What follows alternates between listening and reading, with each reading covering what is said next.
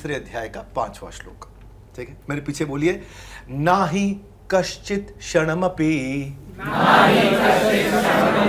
जातु तिष्ठत्य कर्मकृत कार्यते हि अवश्य कर्मा सर्व प्रकृतिर जय गुणा। क्या कह रहे हैं? हाथ आगे लाइए। ना ही कश्चित क्षणमपि, यानी कि एक सेकंड के लिए भी ऐसा कोई इंसान नहीं है जो जातु यानी किसी भी काल में कार्य करने के लिए बाध्य ना हो। हाथ आगे लाइए। कुछ कर रहे हैं तो कुछ कर रहे हैं, कुछ नहीं कर रहे हैं तो भी कुछ कर रहे हैं। बात समझ में आ रही है? ऐसा कोई काल नहीं है जब आप कुछ ना कर रहे हो। हाँ, और ये क्या है? आपकी जो अपनी प्रकृति है वो आपसे अपने आप कार्य ना करते हुए भी कार्य करवा रही है।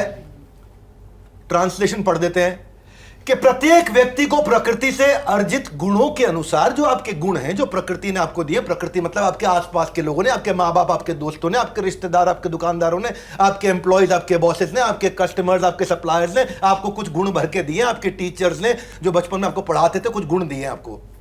उनके द्वारा प्रभावित होकर, विवश होके, क्या होके?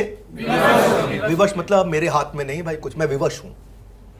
उनके द्वारा विवश होके कार्य करना ही पड़ता है। अतः कोई भी क्षण भर के लिए भी, क्या क्षण भर के लिए भी, एक सेकंड के 14वें हिस्से के लिए भी बिना कर्म किए नहीं रह सकता। कर्म तो कर ही रहा है, चाहे वो करे चाहे वो ना करे।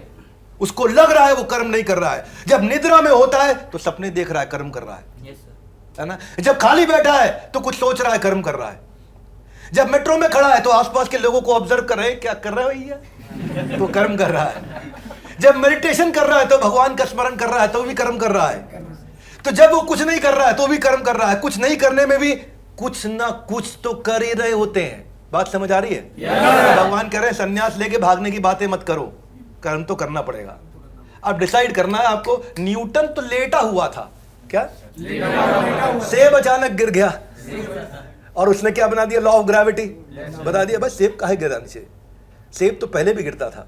न्यूटन लेटा हुआ था, उसको लगा कोई कर्म नहीं कर रहा, उसने कर्म कर दिया, लॉ ऑफ ग्रेविटी दे दिया।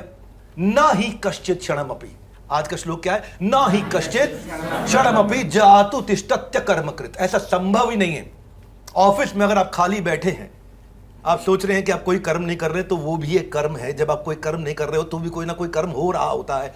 क्योंकि जब आप मुंह खोल करके उबासी लेते हैं तो एक आधा मिलियन कीटाणु तो वैसे ही मार देते हैं। कर्म तो हो रहा है, नहीं समझे? कर्म तो हो रहा है, नहीं कर रहे तो भी हो रहा है। जिसका कोई अर्थ हो, जो ना व्यर्थ हो, जिसकी कोई थोड़ी सी वर्थ हो, ऐसा कर्म करेंगे। बात समझ आ रही है? Yes no? भगवत गीता में भगवान ने बड़े स्टाइल से समझाया। आपको लगता है आप खाली बैठे हो, संन्यास लेकर के बैठे हो, हिमालय, कर्म कर रहे हो आप। हाँ, 7-8 घंटे स्क्रीन पे बैठे मोबाइल के, कर्म कर रहे हो आप। हाँ, ज्यादा सो रहे हो तो वो भी कर्म है। जब आप जिस समय दिन में सपने देख रहे हो, कर्म है। लंबे लंबे फोन कॉल कर रहे हो, कर्म है। Anything which is not contributing to your growth is contributing to your D growth.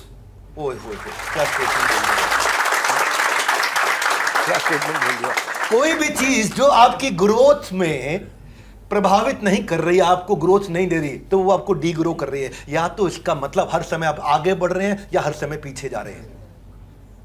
एक जगह कोई नहीं खड़ा है, ये भगवान ने समझा दिया। आपको लगा था हम खाली बैठे हैं, बतियाए रहे, नहीं, आप पीछे जा रहे हैं, आगे नहीं जा रहे, क्योंकि वो आपकी ग्रोथ को कंट्रीब्यूट नहीं कर रहा, वो आपकी डी ग्रोथ को कंट्रीब्यूट कर रहा है। ना ही कश्चित क्षणमपि, क्या ना ही कश्चित क्षणमपि, एक क्षण के लिए भी ऐसा नहीं है। या तो आप ग्रो कर रहे हैं या डी ग्रो कर रहे हैं, हर समय हर क्षण